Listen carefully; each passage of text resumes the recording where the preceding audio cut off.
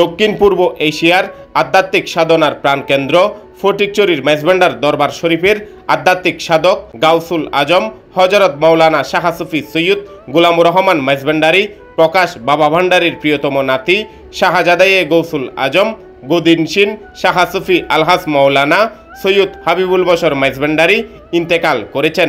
ইন্না লিল্লাহি ওয়া ইন্না ইলাইহি রাজিউন। তিনি গৌসে জামান হজরত মাওলানা শাহ সুফি সৈয়দ শফিউল বশর মেজবান্ডারির বড় শাহজাদা ও গৌসিয়া রহমান মঞ্জিলের সাজ্জাদানশিন। রবিবার সকাল 10:05 বিদেশের একটি হাসপাতালে চিকিৎসাধীন অবস্থায় পর্দা করেন। তার নামাজে জানাজা ও দাফনের বিষয়ে মঞ্জিলের পক্ষ থেকে এখনও চূড়ান্ত সিদ্ধান্ত হয়নি। মেজবান্ডারি তরিকার অন্যতম দিকপাল সৈয়দ হাবিবুল বশর মেজবান্ডারির মৃত্যুতে মেজবান্ডারি আশেক ভক্ত মুরিদানগণের মাঝে শোকের ছায়া নেমে এসেছে। শোকস্তব্ধ মেজবান্ডারে চলছে শোকের মাতম। আহমেদ এরশাদ খোকন, দৃষ্টিতে বাংলাদেশ।